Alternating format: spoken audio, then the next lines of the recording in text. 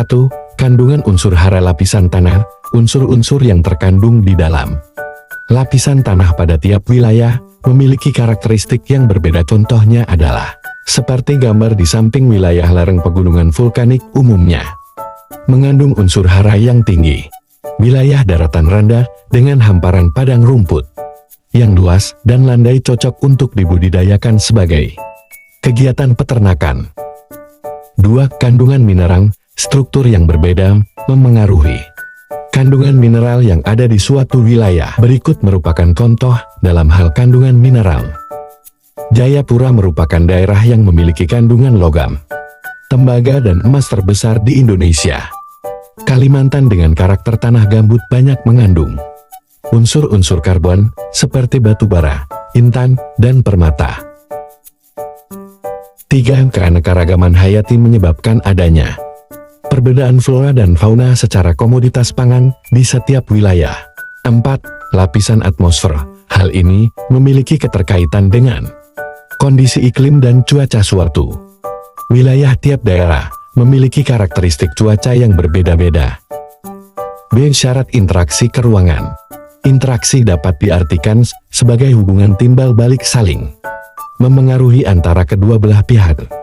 Pola dan kekuatan interaksi antara dua wilayah atau lebih dipengaruhi oleh keadaan alam dan sosial daerah, serta kemudahan proses hubungan kedua wilayah itu. 3. Pengaruh interaksi ke ruangan dan waktu. Interaksi antar wilayah dalam waktu tertentu baik yang terjadi di masa lampau maupun saat ini berpengaruh. Interaksi kekurangan terhadap tatanan manusia. Setiap wilayah memiliki komoditas unggulan yang khas dan dapat dikembangkan sebagai keunggulan wilayahnya. Perkembangan dan pertumbuhan tersebut dapat berupa hadirnya pusat perdagangan dan pusat produksi lokal. A. Perkembangan pusat perdagangan dan produksi lokal. Setiap wilayah memiliki komoditas unggulan yang khas dan dapat dikembangkan sebagai keunggulan wilayahnya. 1. Pusat perdagangan. Transaksi pertukaran komoditas dalam dunia perdagangan menyebabkan suatu wilayah berkembang menjadi pusat ekonomi. 2. Pusat produksi lokal. Konsep pengembangan ekonomi dengan menggali potensi kekuatan lokal. Untuk pusat produksi lokal dilakukan dengan memobilisasi sumber daya, kapasitas, dan keterampilan dalam rangka mencapai pembangun ekonomi daerah yang berkualitas dan berkelanjutan. B. Perkembangan sarana dan prasarana. Sarana dan prasarana mendorong terjadinya interaksi ke ruangan. Fasilitas yang memadai dapat memperlancar interaksi dan mengakomodasi peningkatan mobilitas penduduk. C.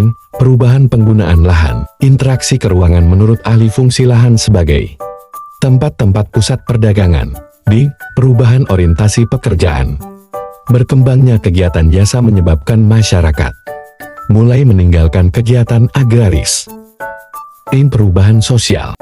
Perubahan tatanan sosial akibat interaksi ke ruangan merupakan bentuk upaya dalam memudahkan seseorang untuk memenuhi kebutuhan hidupnya. 4.